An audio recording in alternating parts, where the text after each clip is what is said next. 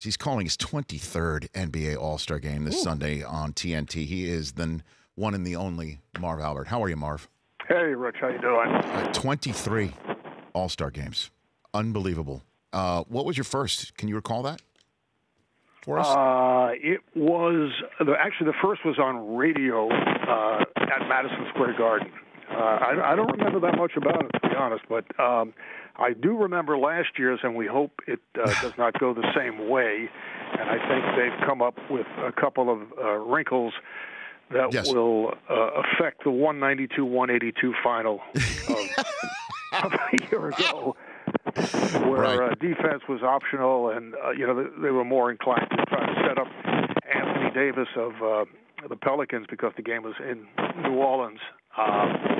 But it's a celebration of basketball. It's, as you know, it's a fun weekend, and the game is usually schoolyard until the third or fourth quarter, but this one went the distance in that manner. So I think they've come up with a few things that will change it, and should be much better. The one thing I must say about NBA All-Star games, the players, even if they're injured, love to show up just for the introductions, and it's not necessarily true in other sports where you have All-Star games. I mean, guys look, to take time off, and I know it has a lot to do with their, quote, brands and, appearances and all that All-Star weekend, but still, the guys really, players love to take part. So, Marv, I know you say in terms of your first, is there one All-Star game moment that you think stands out amongst others that you can,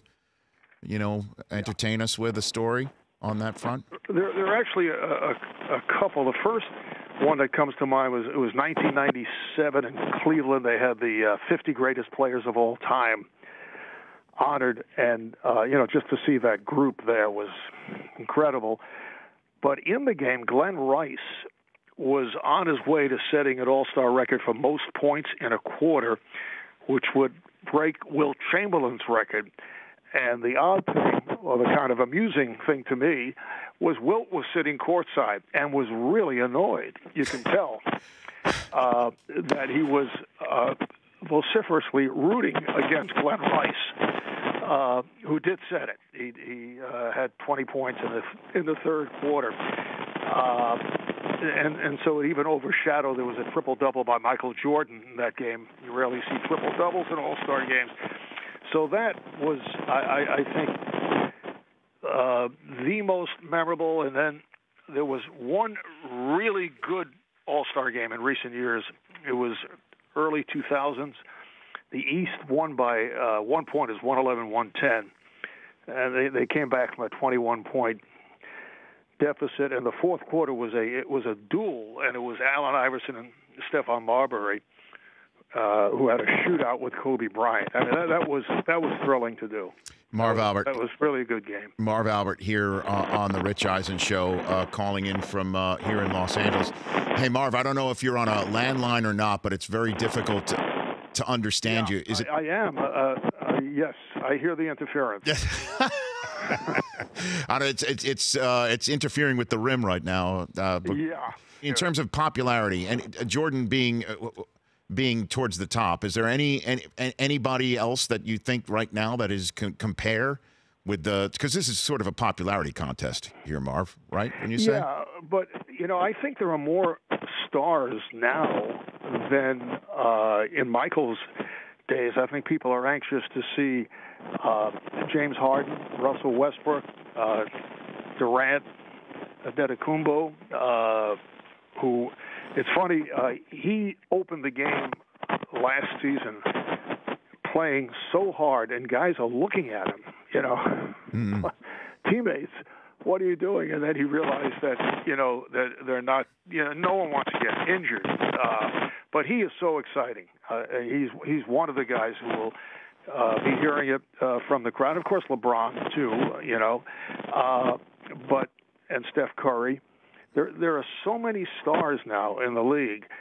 And what is appealing is, as opposed to other sports, I mean, they're so recognizable, So I think that makes a difference. And I think particularly early. There will be guys who will go schoolyard, and hopefully we get a game come late third, early fourth. Best schoolyard player you've ever seen is who, Marv?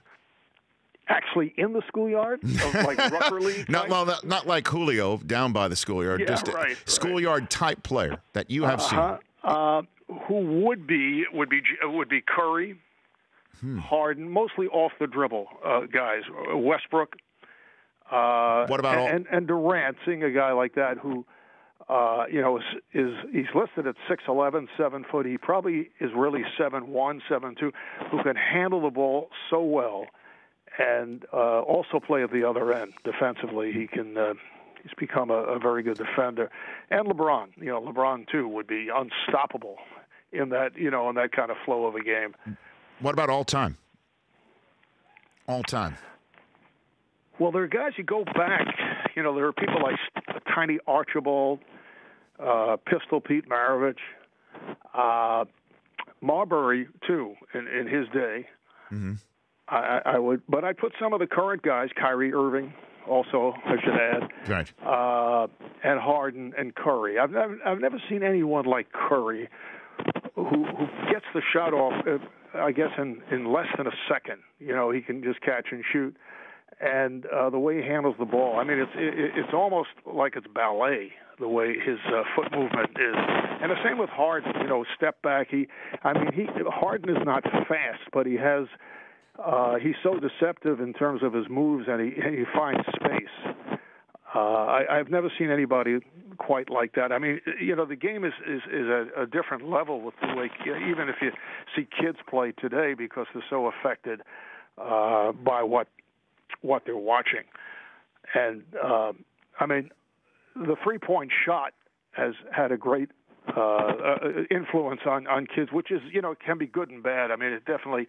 You see young players, heaving up shots from all angles, but they're just doing what they see guys like Curry and Harden who are so good at it.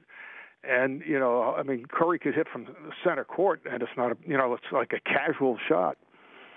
So before we let you go, Marv, ask Marv Albert the poll question today. Chris Brockman, would you please mind? Go for it. Hey, Marv, what's the greatest NBA All-Star Weekend moment? So we narrowed it down to 4. MJ from the foul line in 1988. Larry Bird's legendary three-point win where he wagged the finger. Magic Johnson's 92 MVP performance. Or Vince Carter's legendary dunk contest performance. That's a tough question, but I happen to call the Vince Carter one. I had never seen, they talk about the triple axel in the Olympics, and I had never seen anything like that. The Bird one was really amusing, and he claimed he just kind of did it offhandedly, just to bother guys, and was telling them prior to the contest, there's no reason for you to show up. But the Carter and everybody knowing at the time, the judges, it was over. And I remember Kenny Smith was doing it with me, and he's screaming, "It's all over." But that probably would be which is obviously not in the game, but that probably would be the moment that stands out the most to me. All right, Marv. Well, are you calling the slam dunk as well this time around? Or? I'm resting up during the slam dunk. I will.